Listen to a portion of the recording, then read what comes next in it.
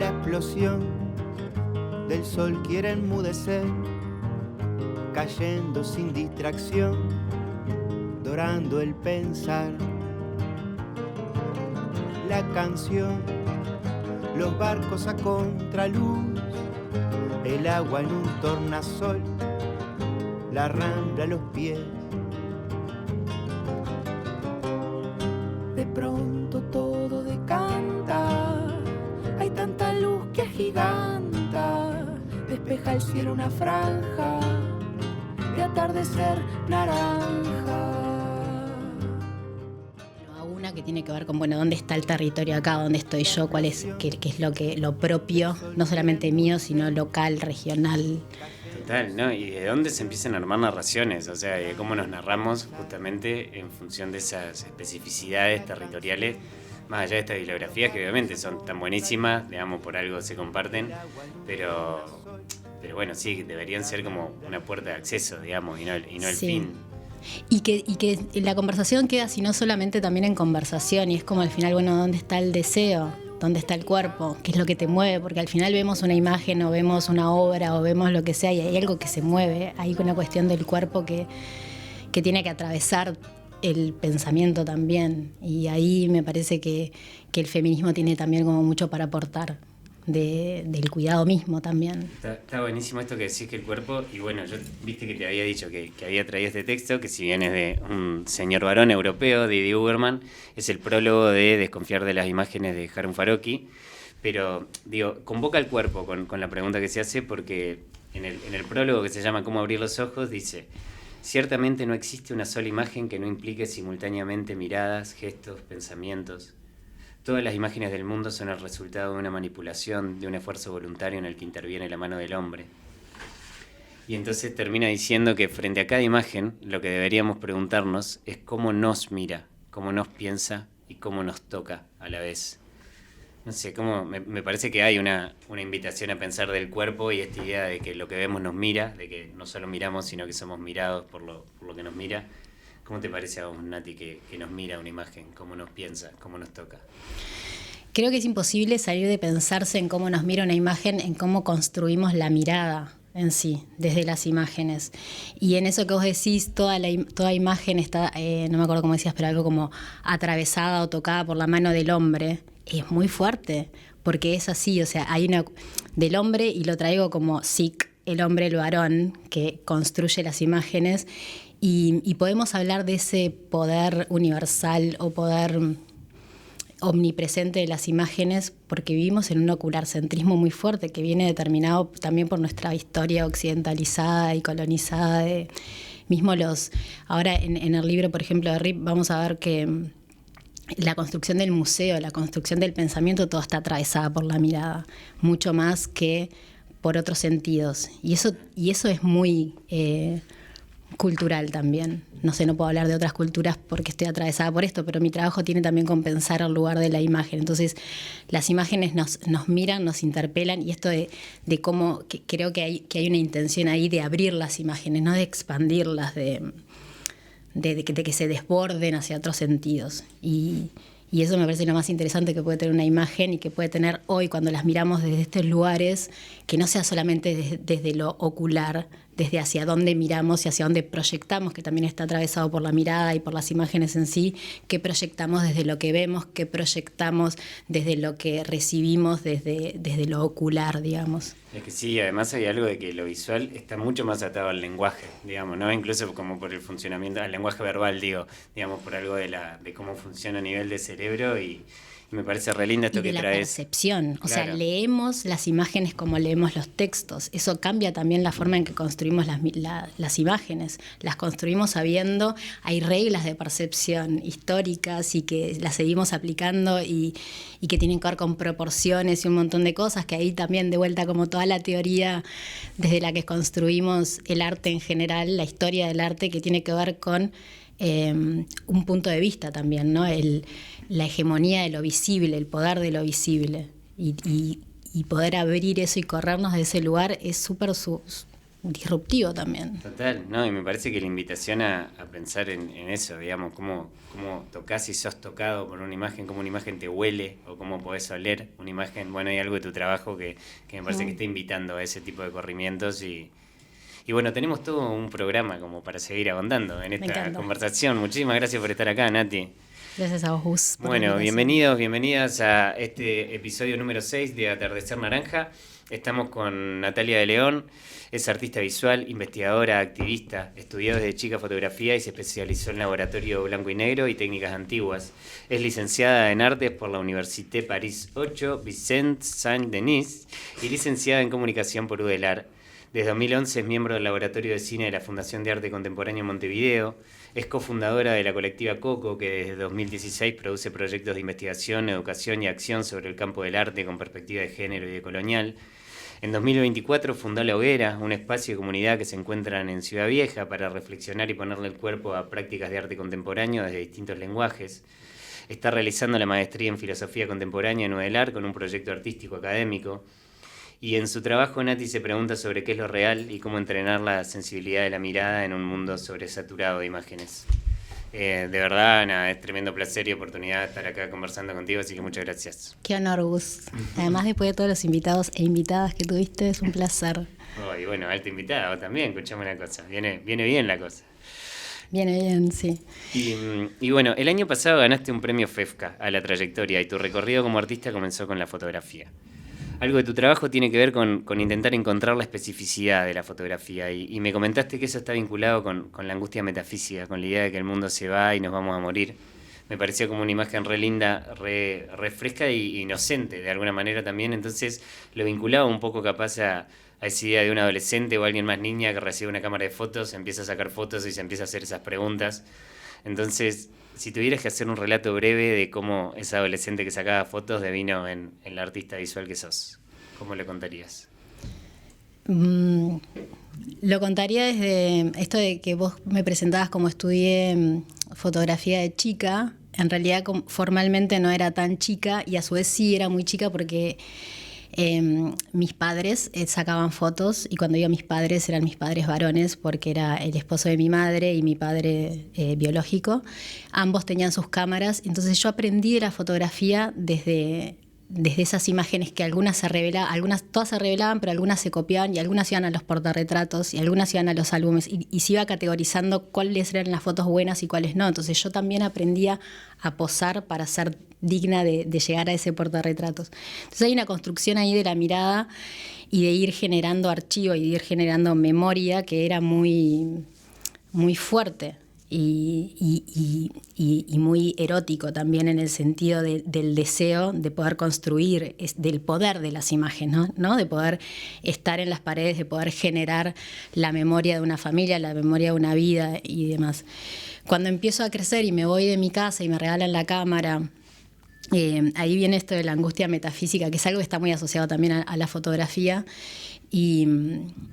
Y ahí cuando yo empiezo a trabajar, en el 2008 me regalan mi primera cámara y era digital, ya estábamos en las cámaras digitales, pero había ahí algo que todavía no eran los celulares, pero sí podía sacar muchas fotos, por más que las tarjetas eran de 512, podía sacar muchas fotos y esas fotos de alguna manera las podías ver, entonces había algo que yo estaba perdiendo, entonces ahí empieza mi interés como en volver al ritual. Hay algo del ritual que yo muy enseguida, si bien trabajé mucho en sociales y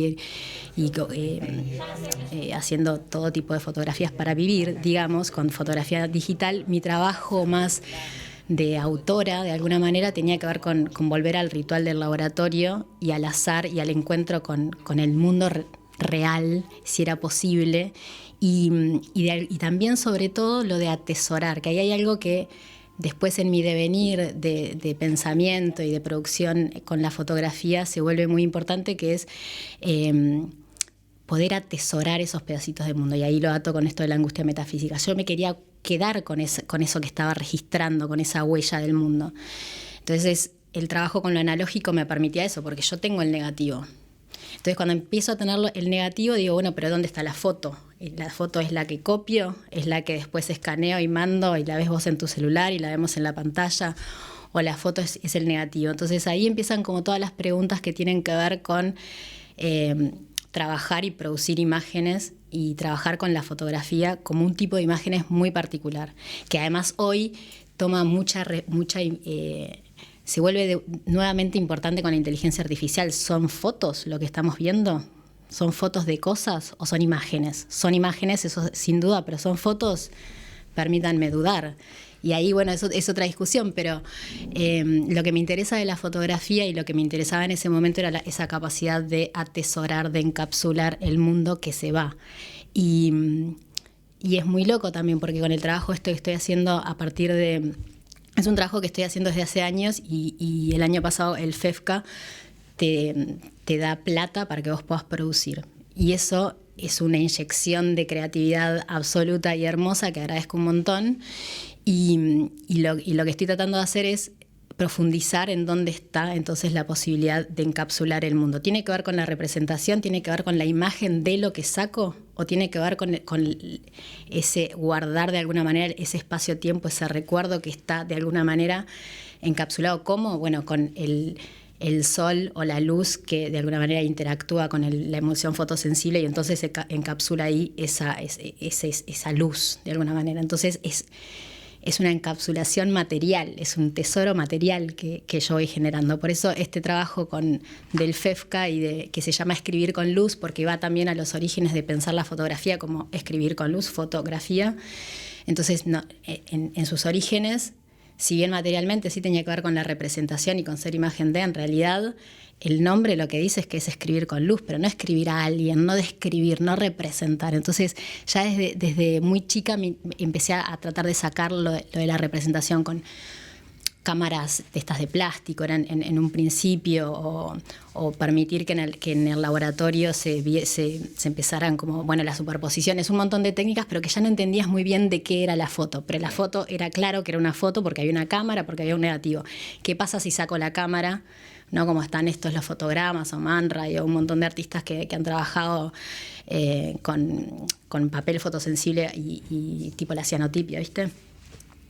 Bueno, pero ¿qué pasa si saco el negativo? ¿Qué pasa si saco el contacto? ¿Sigue habiendo foto? ¿Puedo seguir escribiendo con luz? ¿Puedo seguir encapsulando? Y ahí entonces estoy trabajando con la posibilidad esta de encontrar la especificidad de la foto y poder seguir encapsulando el mundo, pero no desde la representación. Está buenísimo, Nati. Hay varias cosas de las que dijiste que tengo preguntas puntuales, digamos, a distintas maneras de tu respuesta, así que vamos a ir de a poco porque está buenísimo. No, está espectacular, digo, pero hay un montón de info, entonces vamos a tratar de ir desandándolas como de a poquito. Me parece hermoso este trabajo que haces, como volver sobre la materialidad, digamos, y no sobre la representación, digamos, y si quiere como más visual o emocional que uno tiene en relación a una foto. Entonces, bueno, ¿cuál es tu perspectiva ética como artista visual en un mundo sobresaturado de imágenes? O sea, a partir de este trabajo que estás haciendo, ¿no? Pero ¿cómo te parece que podemos encontrar formas nuevas para entrenar la sensibilidad de la mirada? ¿Y en qué medida esto tiene que ver con tu práctica artística, no solo de ahora más inmediata, sino también con lo que venís haciendo? Ahí me pongo más punky en el sentido de una respuesta más política, y que también tiene que ver cuando empiezo a trabajar yo entré en el 2009, hice el laboratorio de cine de la Fundación de Arte Contemporáneo, y ahí fue como mi introducción fuerte y dura al trabajo con lo analógico y lo experimental. Después, que cuando vuelvo de Francia, en el 2011, entro en la Fundación de Arte Contemporáneo, que tiene un fuerte hincapié en el pensamiento sobre el arte contemporáneo. Entonces ahí yo empecé a trabajar con esta pregunta justo que vos me haces, bueno, ¿qué sentido tiene, por ejemplo, seguir generando imágenes en un mundo que están todas las imágenes, ¿no? Es como hoy, ¿qué sentido tiene generar respuestas cuando tenemos todas las respuestas? Lo interesante son las preguntas, de alguna manera. Entonces, ¿dónde está lo interesante en un mundo sobresaturado de imágenes? Y bueno, ahí está como esto que volvíamos al principio, la construcción de la mirada a partir de esas imágenes. ¿Qué tipo de imágenes estamos construyendo? Y ahí también se me cruzo con el feminismo y las imágenes que están hechas por y para el placer de lo masculino.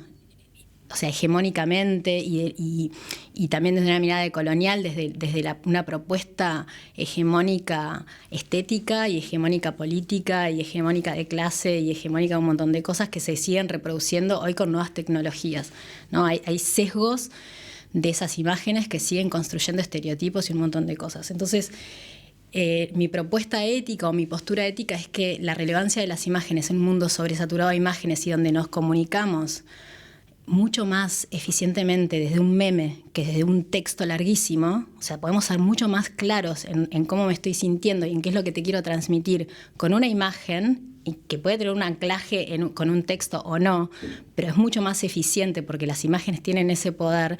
Entonces, qué tipo de imágenes construimos y seguimos replicando es fundamental.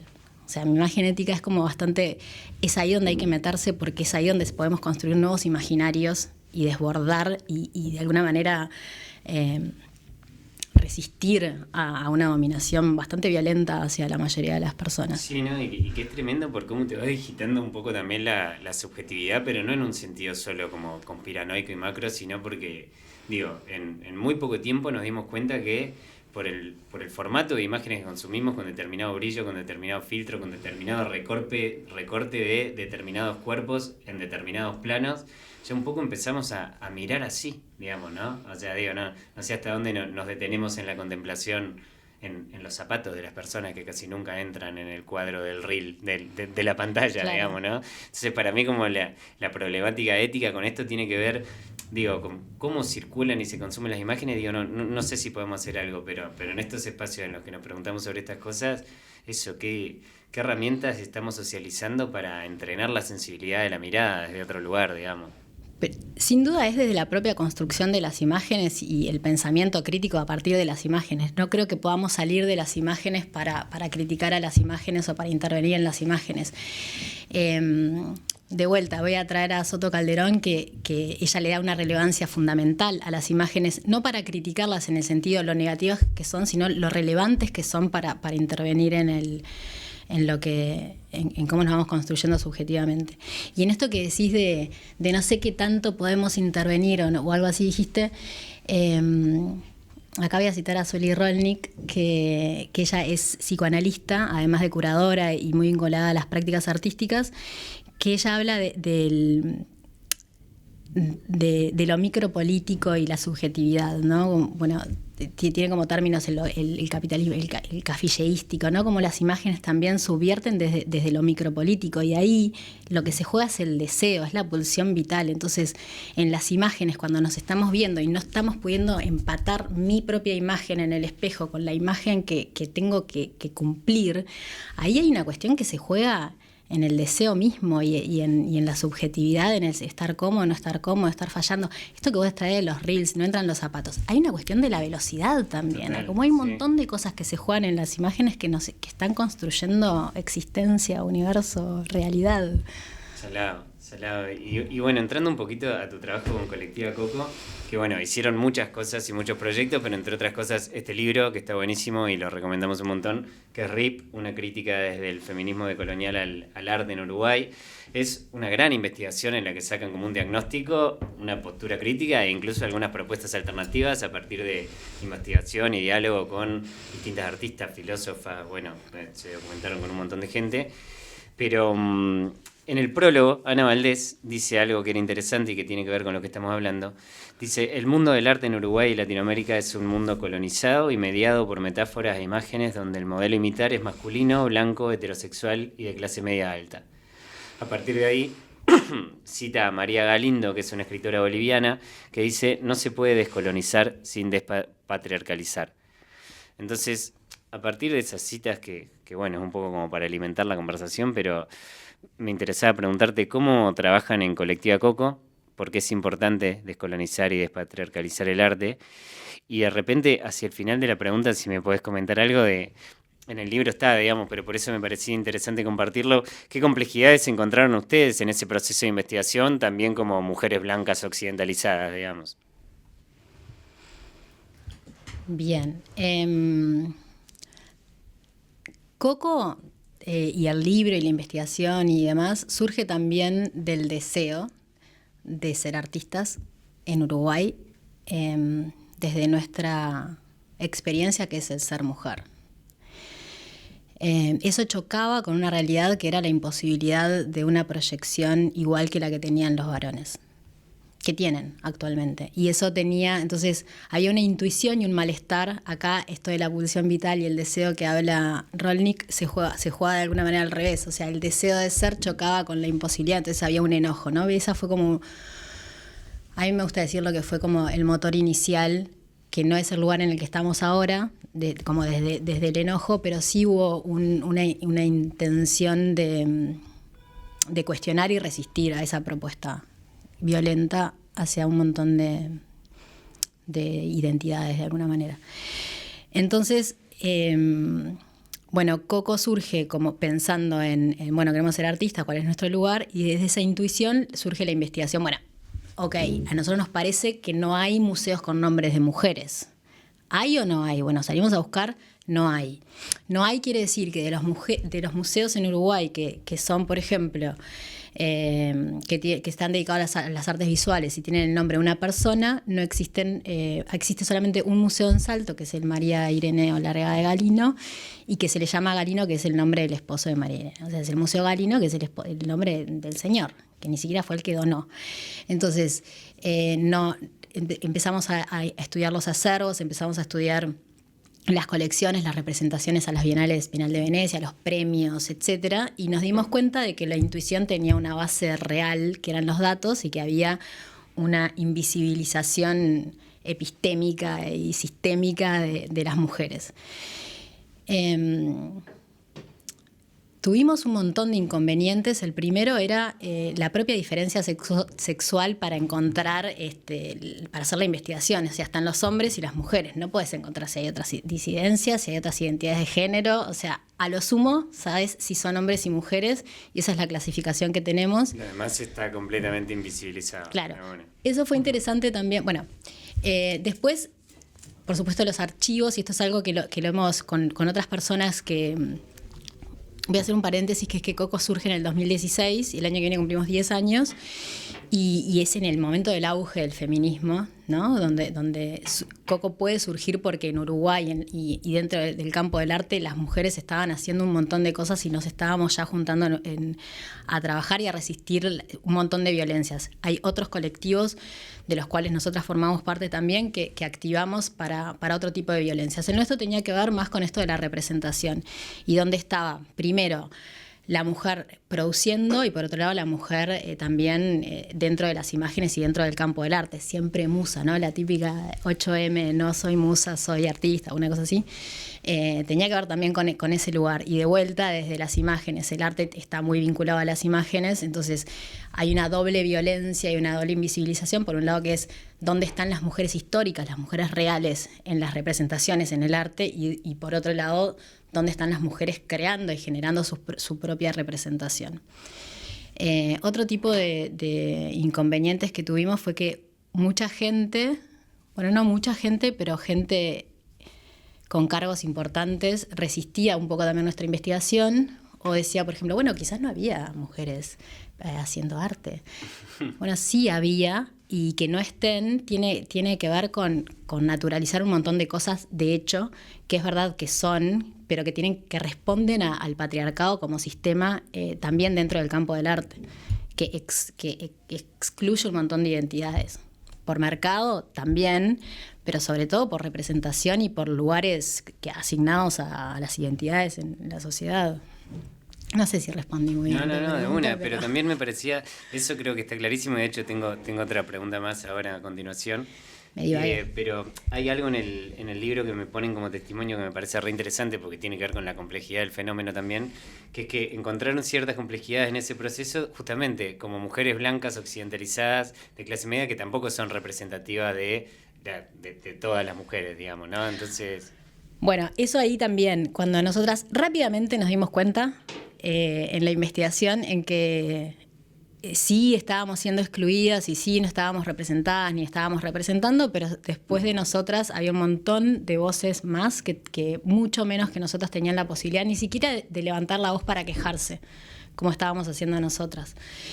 Y eso fue revelador, fue un tremendo año de humildad también, porque una vez que tenemos la posibilidad de hacer un libro o de estar en una muestra, bueno, ¿qué lugar damos nosotros ahora cómo corrernos de ese privilegio, cómo corrernos de ese lugar que ahora el feminismo nos habilita, qué lugar tomamos. Volvemos a decir, bueno, y ahora es nuestra voz, es nuestro relato, y entonces empezamos a accionar diferentes propuestas para de alguna manera no ser de vuelta la voz que quiere imponerse como el único relato posible, sino como esta pregunta que aparece bastante en el libro y en nuestra investigación es: ¿qué pasa si multiplicamos los relatos? ¿Por qué la historia es una? ¿Por qué los libros? O sea, si bien hay muchas historias, pero seguimos repitiendo los mismos mitos, las mismas leyendas, los mismos recorridos históricos, y el feminismo, una de las grandes batallas que ganó es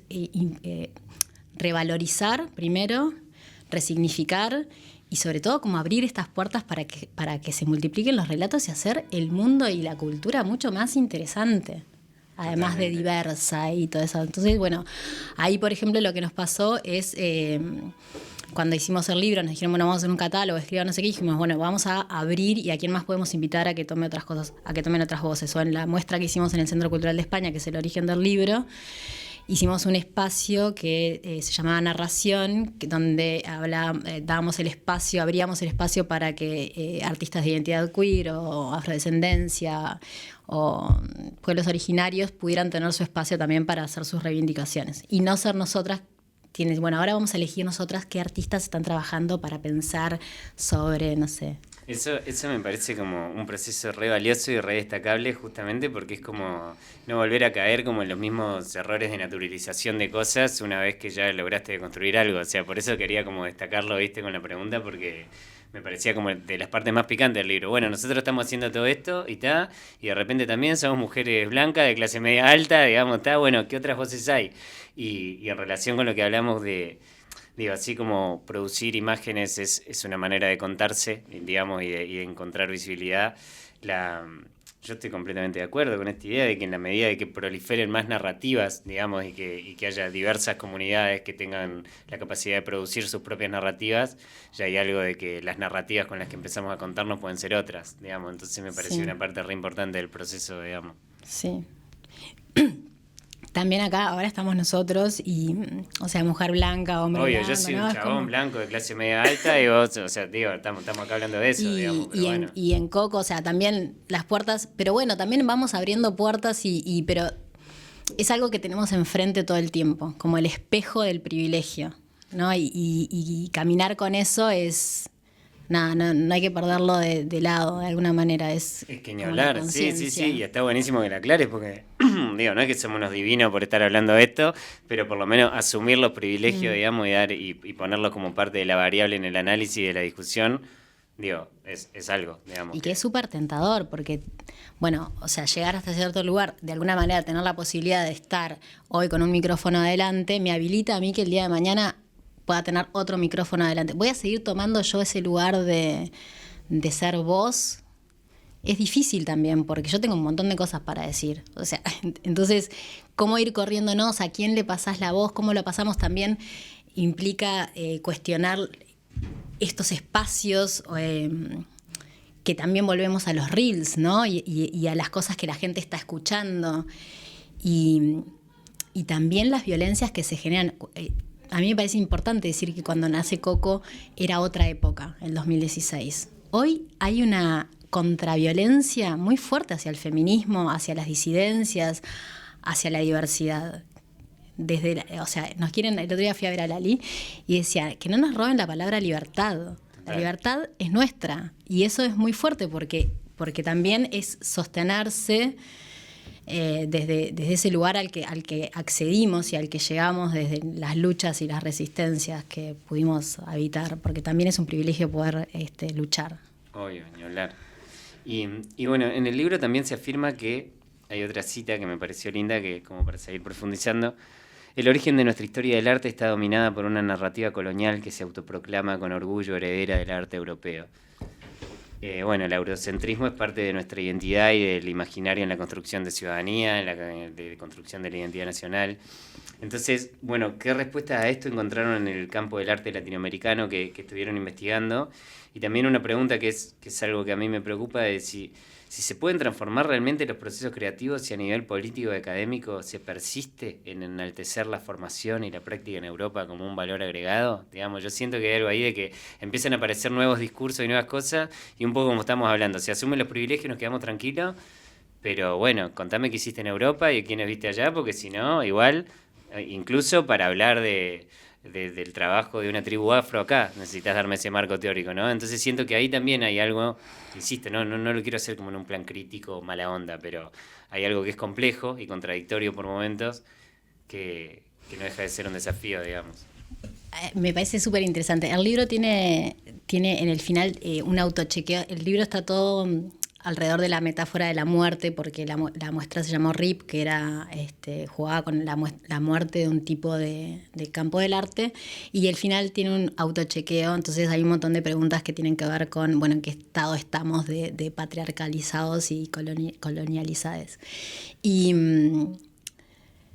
nada, es interesante también pensarlo como el lugar de esto que vos me preguntabas recién, como en la academia. Yo, cuando vos me presentaste, en mi currículum sigue estando que estudié en París 8. Y la verdad que lo que más saco de mis pasajes por universidades en Estados Unidos o en Europa es haber sido sudaca.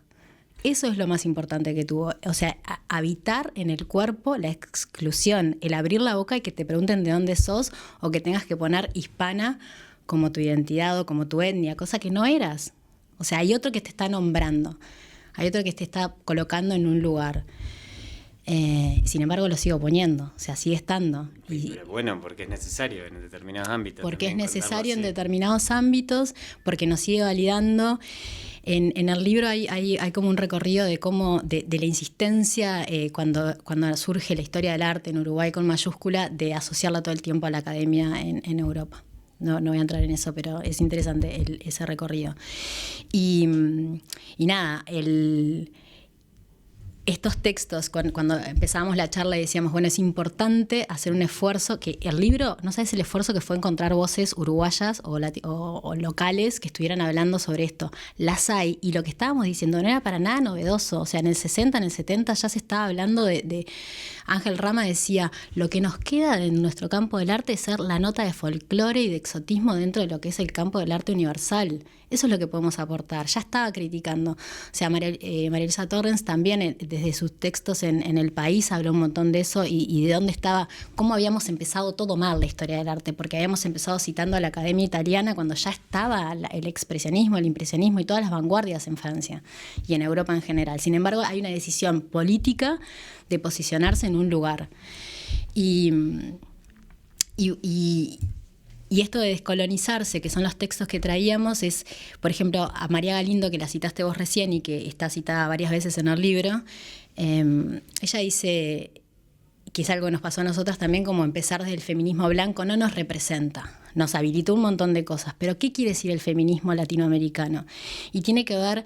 ellas trabajan, Julieta Paredes, también sobre el feminismo comunitario, que es algo que a mí hoy me atraviesa un montón y estoy como tratando de investigar en la evolución, de alguna manera, si existe, le digo evolución porque creo que está más allá de, pero no sé si es para mejor o para peor, pero en Latinoamérica, ¿qué significa ser feminista hoy? ¿Qué significa ser activista hoy? Bueno, tiene que ver con esto que también decíamos del deseo del cuerpo, las experiencias propias, y el feminismo comunitario tiene la memoria, la comunidad del patriarcado como ejes, ¿no? Para pensarse y para accionar. Y la parte de la memoria a mí me parece hermosa, porque tiene que ver con las abuelas, ellas hablan, ¿no? Porque dicen... María Galindo lo trae mucho bueno, no importa. Dejemos de romantizar lo indígena, ¿no? Y cuando vos decís esto de no se puede descolonizar sin despatriarcalizar, es eso, ellas lo definen como entronque patriarcal, ¿no? Hay un patriarcado que ya estaba en los indígenas, que se refuerza y toma otros tintes con la colonia, pero no es que antes no había patriarcado en América Latina. Era súper violento también. La cuota colonial es mucho más violenta porque además de ser mujer te gradan según tu color de piel. Entonces sos objeto de deseo si sos blanca, sos la escoria, si sos marrón o negra. Entonces ahí empiezan a haber otro tipo de violencias que tienen que ver con la colonización, pero el patriarcado ya estaba. Eso es lo que ya llaman como entronque patriarcal. Entonces dicen, el feminismo comunitario no tiene que ver solamente con el pasado, tiene que ver con las abuelas, con las mujeres, con el tejido, con la cerámica, con la tierra, con el trabajo, con las comunidades que se generan alrededor del cuidado. No con la historia que escribieron los indígenas y la colonia. No sé si respondo un poco. Está buenísimo, Nati. Y bueno, brevemente, porque tenemos que ir al corte, ¿no? Pero algo de este activismo y de esta voluntad de comunidad te llevó también a generar y dirigir La Hoguera como lugar de encuentro para la comunidad. En la web cuentan que desde ahí producimos y pensamos de forma colectiva y colaborativa desde el arte contemporáneo, explorando sus intersecciones con la sociedad para proponer nuevas formas de ser artista y el arte como estrategia radical frente a una actualidad en crisis. Así, como tirarnos algunas puntas y después del corte seguimos, ¿no? Pero, ¿cuál es la importancia de abordar esta estrategia radical en colectivo y no en individual, como muchas veces sucede en las prácticas de arte visual o arte pictórico? ¿Cómo está funcionando La Hoguera? ¿A quiénes les gustaría invitar? Lo colectivo siempre es hay otro colectivo del que formamos parte que su lema es la salida es colectiva, y eso es en mi recorrido, y creo que la mayoría del feminismo lo abraza seguro, es que si no es en comunidad, nada, porque es la manera que tenemos de todo esto que estamos hablando, de que sea tangible, de que sea posible. En el caso además del feminismo, si no es en colectivo no surge, porque el poder, las relaciones de poder no nos tocan, sino. Entonces hay una fuerza del trabajo en conjunto, por un lado en esto de las relaciones de poder, pero por otro lado en que está bueno, ¿no? Que se pasa bien, tiene que ver con el cuidado, pero con el cuidado en el sentido general y más profundo, es en poder trabajar con otro y poder decirle y poder crecer juntos hacia los lugares que proyectemos, sean cuales sean. Y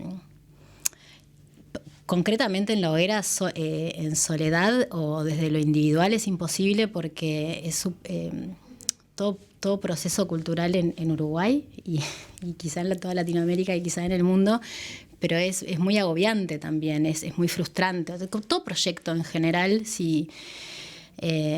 primero que sola es como, bueno, esto no salió, nadie se entera, cierro la cortina, no pasa nada. También hay un compromiso de hacerlo en lo social y en lo colectivo, que le da mucho más poder y mucho más tangencialidad no, pero mucho más tacto y mucho más posibilidad. Y me gusta esto que citabas, lo de radical. La Hoguera, y con esto capaz que cerramos y vamos al corte, es un sueño también, es un sueño de pensar, de una imaginación posible a otro lugar al que puede ir el arte. Puede ir hacia ahí, y bueno, hay que ponerle el cuerpo, no hay otra manera. Pero están viendo y están laburando ahí. Sí, estamos laburando. Y hay que decirlo, La Hoguera es un lugar hermoso y bueno, también me parece honesto decir, Nati fue mi profe en un laboratorio de arte contemporáneo que yo tomé ahí en La Hoguera, junto con Flor Itzaina, que también fue invitada a Atardecer Naranja, y muchas de las cosas que estamos conversando y la manera de armar la entrevista tuvo que ver con textos, con ejercicios, con materiales que nos acercó Nati como docente, así que bueno, muchísimas gracias también por eso y por estar acá. Vamos a un breve corte y ya volvemos en este sexto programa de Atardecer Naranja. La explosión del sol. Cada vez que vas al Macro haces buen negocio. Cuanto más compras, menos pagas, te lo digo yo. Y de todos lados viene gente a Macromercado, porque te conviene, te lo digo yo. A Macromercado, cuanto más compras, menos pagas, te lo digo yo. Macromercado, cuanto más compras, menos pagas. ¿Para qué lanzamos CASMU para la comunidad con acciones que respetan el medio ambiente?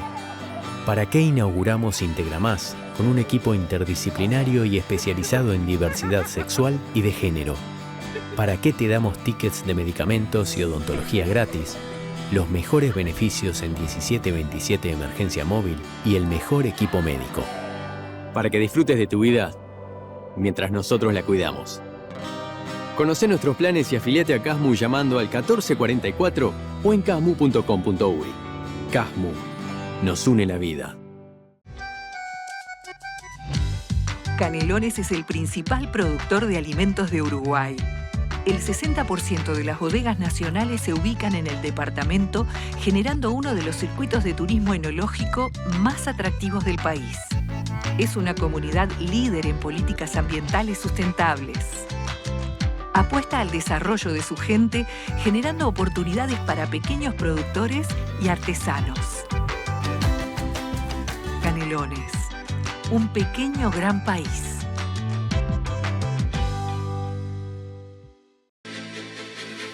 La verdadera amistad te dice las cosas de frente, aunque muchas veces no te gusten. Porque tiene la honestidad por virtud y es auténtica.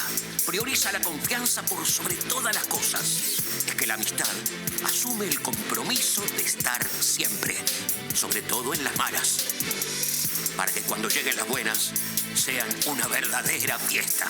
No importa el momento, la hora o el lugar, su voz siempre te hace sentir como en casa. Caras y caretas, una voz amiga. Suscríbete ahora.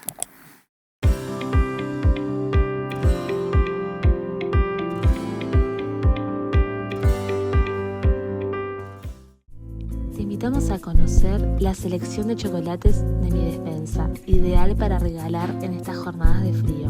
En esta presentación tenemos 3 sabores: Lenet, trabajado con dulce de leche; Eriva, con chocolate blanco de alta gama mezclado con leche; y Dipedia, la emoción del chocolate amargo en un viaje de experiencia y sabores exclusivos. En Mi Despensa siempre estamos pensando en ese momento ideal.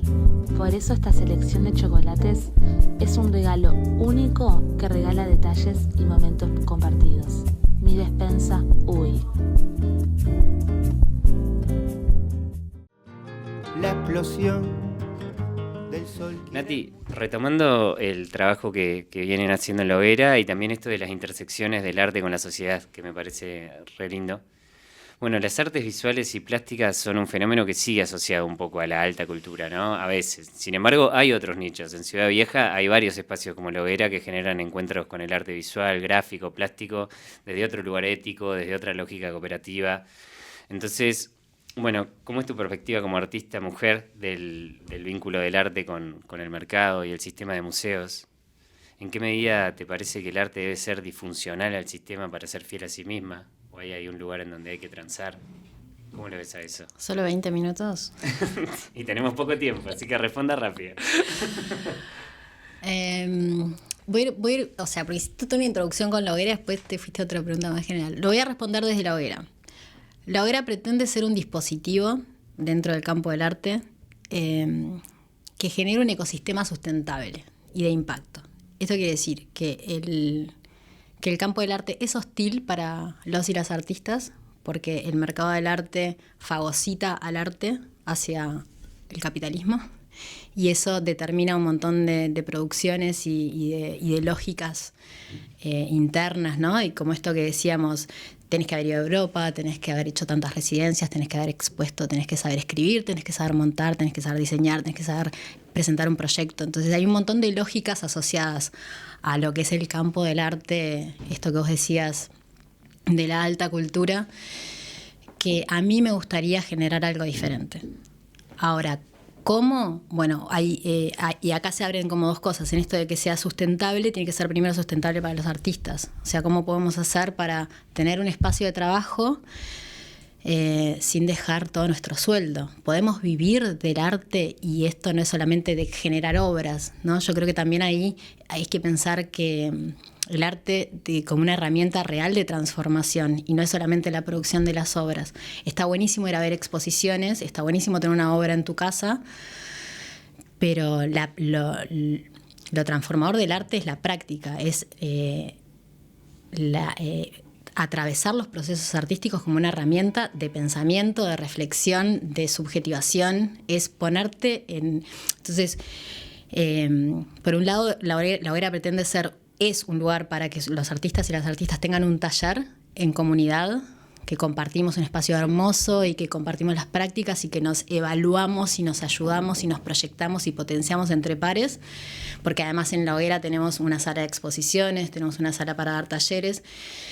Pero el segundo punto, y que tiene que ver con esto de la alta cultura, es si seguimos haciendo arte por y para artistas, no tiene mucho sentido. O sea, porque nosotros ya pensamos un montón y tenemos una mirada y una forma de vincularnos con el mundo que es más disruptiva, que es menos metodológica, que no sigue un método científico para poder llegar a una conclusión. Es abierto y eso es transformador y eso es disruptivo y eso es lo que necesita el mundo en crisis en el que estamos. Entonces, la propuesta de La Hoguera es, los y las artistas que estamos trabajando ahí, pongamos estos procesos a disposición.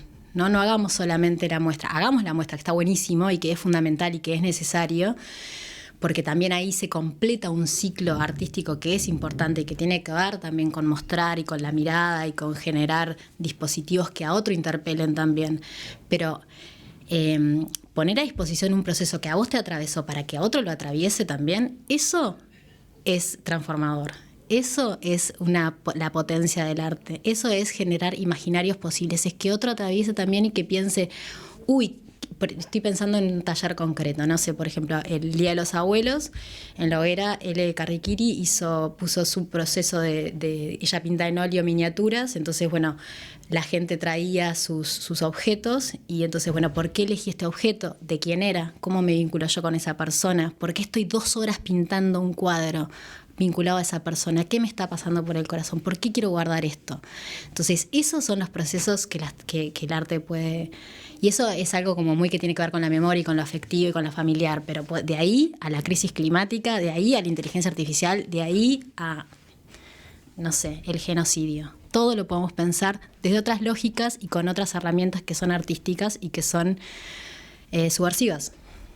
Y está buenísimo lo que estás diciendo, Nati, porque también hay algo de lo que plantea Bartés que ya quedó viejo, obviamente, no de malo, sino porque ya lo escribió hace cierto tiempo, digamos, el hombre.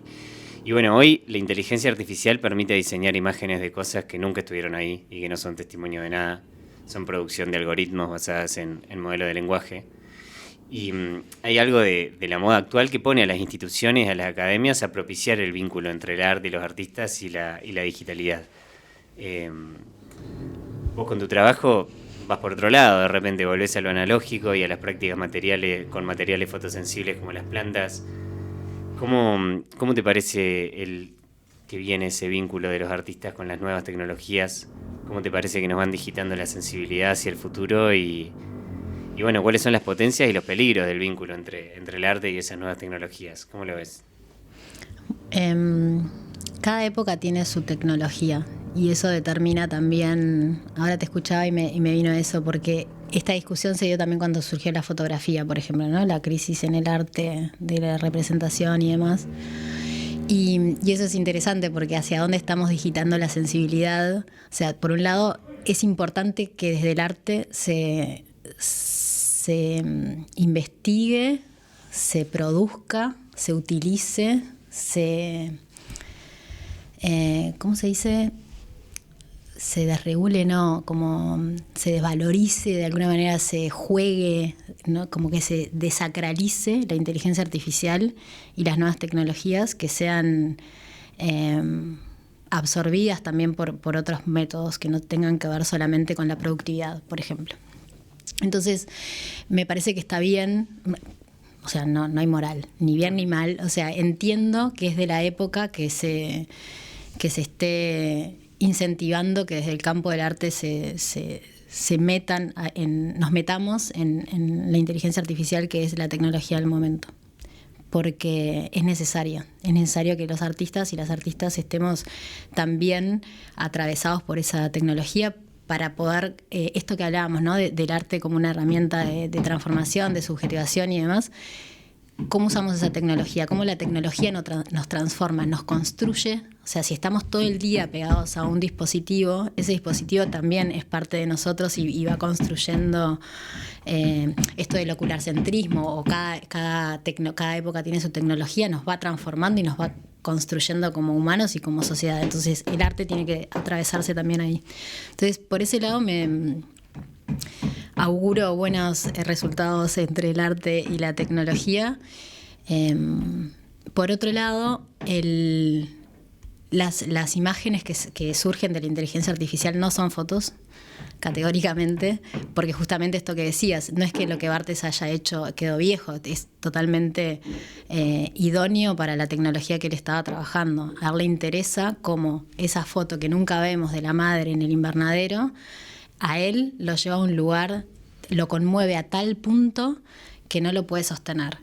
Eso es posible por muchas cosas, y quizá la tecnología, quizás una imagen de la inteligencia artificial lo logre, pero una fotografía tiene eso de que esa madre estuvo ahí, y esa imagen que estamos viendo es porque el sol le rebotó y los aluros de plata se ennegrecieron con el mismo sol que tocó a su madre hacía 60 años. Eso no lo va a hacer la inteligencia artificial, no hay un esto ha sido, no hay una cápsula del tiempo.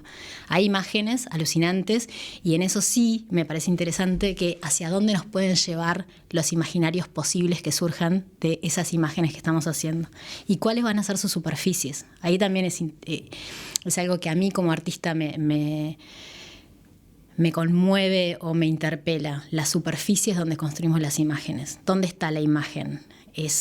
Porque una imagen creada en la inteligencia artificial o con un dispositivo, ¿dónde está esa imagen? ¿Cuál es la superficie? ¿La vemos cuando la imprimimos?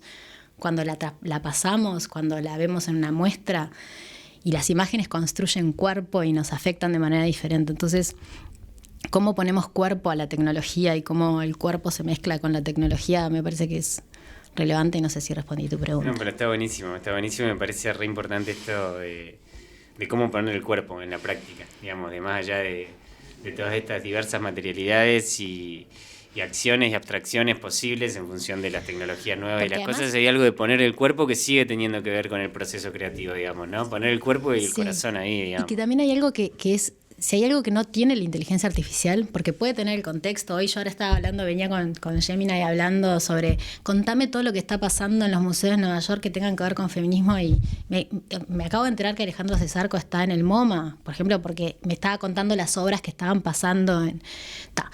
Y eso es alucinante, pero lo que no va a tener es cuerpo. Va a poder tener el contexto, lo que vea, incluso los sensores que puedan tener un montón de cosas, puede tener memoria, puede tener un procesamiento extremadamente más rápido. O sea, por supuesto que es mejor y más veloz y más un montón de cosas que la humanidad. Pero cuerpo, no. Muchas gracias, Nati. Vamos al último corte, más cortito, y volvemos con lecturas en torno a la imagen, la performatividad de la imagen, sobre cómo se vinculan las imágenes con la realidad, en esta charla divina que estamos teniendo con Natalia de León en el capítulo número 6 de Atardecer Naranja. Ya volvemos. La explosión del sol. Te invitamos a conocer la selección de chocolates de Mi Despensa, ideal para regalar en estas jornadas de frío. En esta presentación tenemos 3 sabores: Lenet, trabajado con dulce de leche; Eriva, con chocolate blanco de alta gama mezclado con leche; y Dipedia, la emoción del chocolate amargo en un viaje de experiencia y sabores exclusivos. En Mi Despensa siempre estamos pensando en ese momento ideal.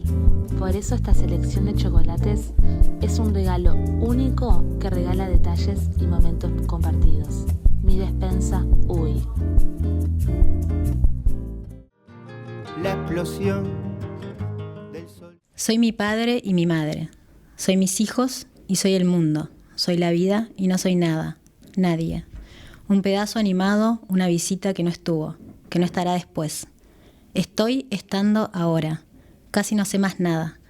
Como una vez estaban otras cosas que fueron, como un ciclo lejano, un mes, una semana, un día de verano, que otros días del mundo disiparon.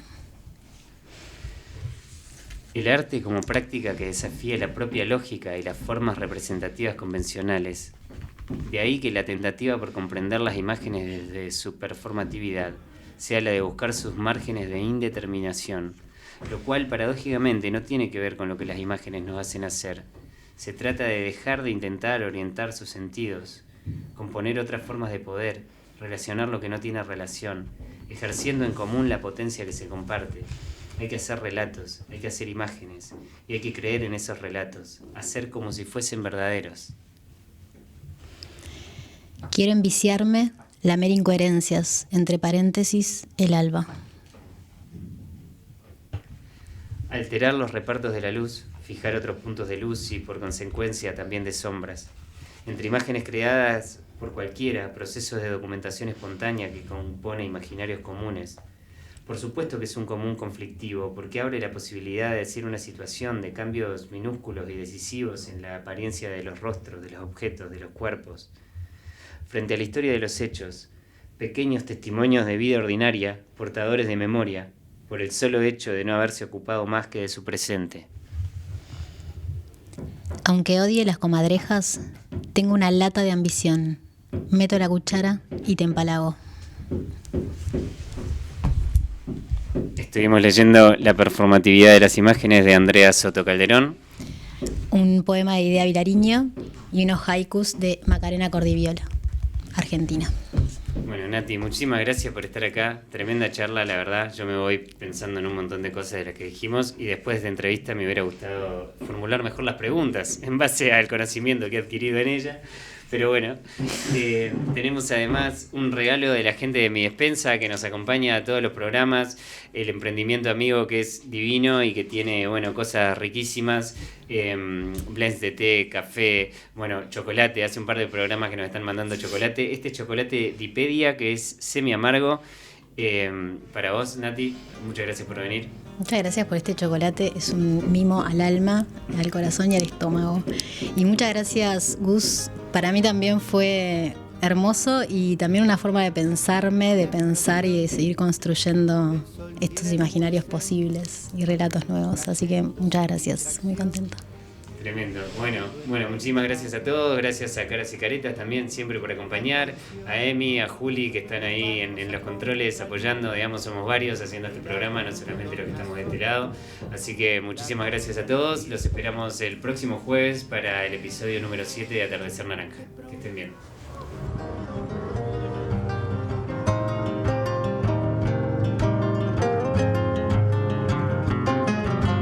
Tradición, costumbre de contemplar, me pierdo y me encuentro al sur, no hay más que agregar.